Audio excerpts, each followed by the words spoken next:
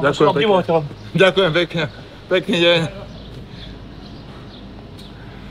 No ideme teraz do boxernička, máme sparingy, dojde Miško, Vicky, Dávidko, možno Vlasto. No však uvidíme, to všetko tam bude, ideme si zasparovať boxerské sparingy dneska ráno, takže ideme na to. Zámečník, čo má byť toto? Akože trošku by si mohol dať, akože to neúcta voči nám všetkým, že my sa dojdeme na čas a takto.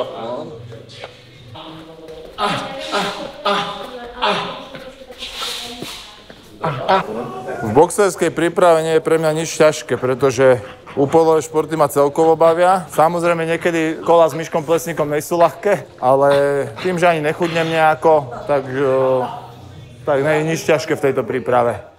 Ja užívam si to.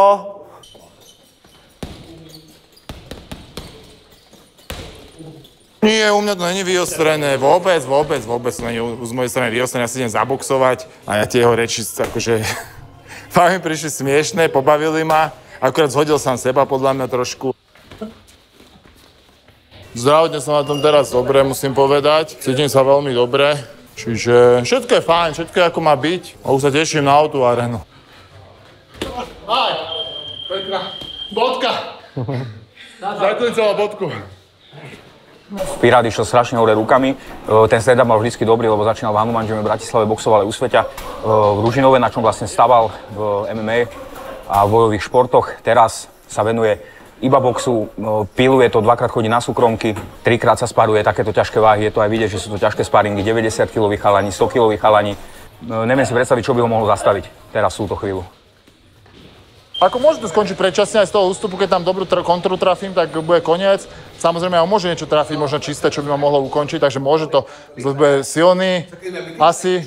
Vyzerá taký orostený z tú svalovú hmotu, takže sílu môže mať akože. Ale je to klame, lebo aj Kinco vyzeral mocný a úderovú sílu nemal žiadnu, že som sa mu smial, keď ma udieral.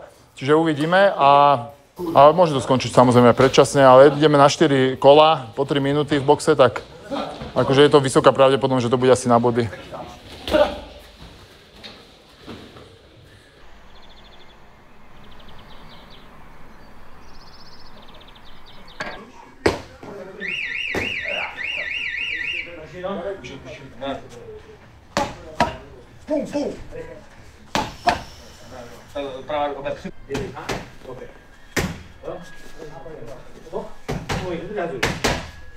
Tohle jsou box a já se na to těším, protože box jsem dřív trénoval hodně a nikdy jsem nezápasil v profi boxu, ale přemýšlel jsem nad tím, že bych to zkusit chtěl. To půjčí hlavně.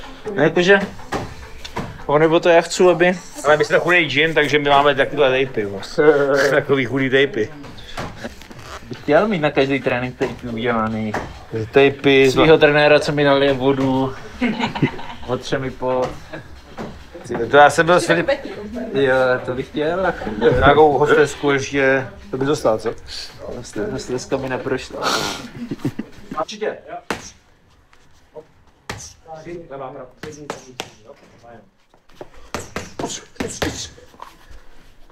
No tak s váhou to je teď jednodušší, protože jdeme 88, což znamená, že 4 kg víceméně nemusím schodit. Držím zdravou stravu, ale není to takový kalorický deficit, je to jenom trošku, takže se cítím o dost líp. Člověk líp regeneruje, líp se mi trénuje, nejsou tak unavený. Hop, přiskočí a ještě na Srpnu mě čeká zatím asi nejdůležitější zápas v jiné organizaci, vlastně v Americe. Takže tenhle ten zápas jsem vzal hlavně skrz to, že mě i láká zkusit si box, protože jsem nikdy v profi boxu nezápasil a vždycky mě to hodně bavilo. I jsem nad tím dřív přemýšlel, že bych chtěl zápasit v profi boxu. Zvedách stojí. Hejbej, že bych abici říčili v první grán. Tak asi, že pro Matěj je to určitě dobrá příležitost, jak jsem posledně ukázal v Čechách a vítězní je ještě naplněnou tu aréně, takže za mě ten zápas je super nápad. Lehore je soupeř, který je hratelný, není to lehký soupeř, určitě někdo by ho podceňovat, je to kluk, který je tvrdý, to ukázal s Kozmou, že v pětikolové bitvě, ale Matěj byl připravený a myslím si, že jeho boxerské schopnosti jsou úplně někde jinde než soupeřovi, tak věřím, že to dobře dopadne. Měsíc a něco, co jsem zápasil v Ostravě, takže jsem tam měl antibiotika a hned jsem navázal další přípravu. takže jsem víceméně v jednom kole a myslím si, že to bude lepší forma ještě, než byla v Ostravě.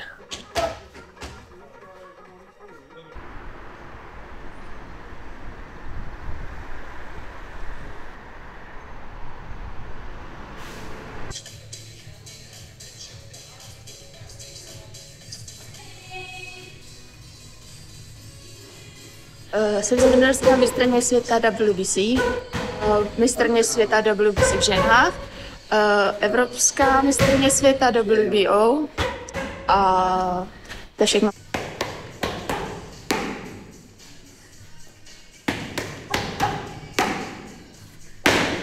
Tak já jsem začala až ve 14 letech, já jsem začala už kolem 8 letech. Hnala jsem nějaká vnitřní touha, já jsem už od malička jako malá holka si vysvěrala na boxerku a chtěla jsem začít boxovat.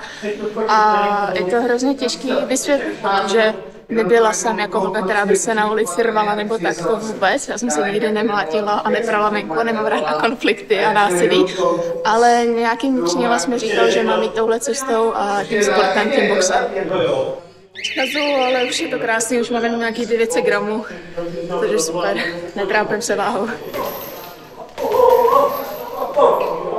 Já teď vlastně Lucce pomáhám v přípravě, protože vždycky, když mám před zápasem, tak se nějak spojíme a máme spolu nějaký sparring. Teď teda nemůžeme odjet sparring, ale aspoň nějaký nácviky. Máš tu pravou ruku, ty pracuje jenom levou rukou, pravou nech nahoře a ať prostě se do ní zbytečně nebouchne. Lucka, já jsem nikdy neměl moc rád takový ženský box, ale víš, že prostě ji trénuju, ona prostě se rube jak frajer, takže je to rváčka.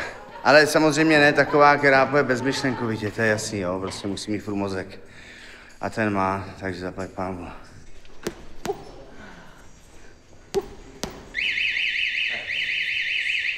Pauza, dejkni podání.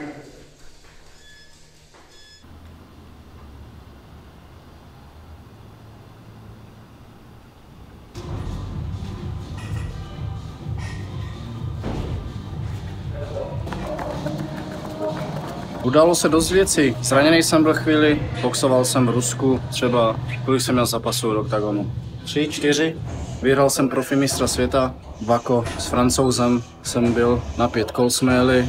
Jo, ale nebyl to takovej výkon, šel jsem do toho zápasu zraněný. Cítím se dobře, doufám, že to bude moje životní forma. Trénuju a spím jen.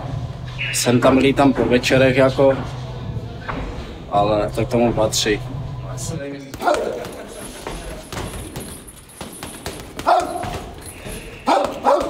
Jo, to video jsem viděl, ten trash talk. Co by to pobavilo, bylo taky vtipný, myslím si, že to tam trošku Vašek prohrál. Ale to vlastně nic nerozumí o tom, co se bude dělat v tom ringu, v tom boxu. A ten Vašek určitě bude mít převahu v tom boxu proti němu.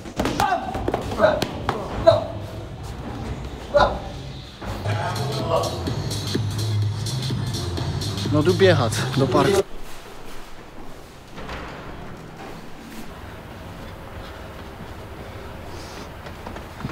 V amatérech mám jako jediný Čechoslovák, nejcennější titul v kickboxu, K1, nejtvrdší disciplína, tam jsem vyhrál mistra světa v mužích. Evropu jsem vyhrál v juniorech, teďka tam jdu jako s největším úspěchem asi s tím, že jsem současný profesionální mistr světa v K1, v mé váze, do 65 kg. V Omagardovi nevím, co mám čekat, je to MMA zápasník.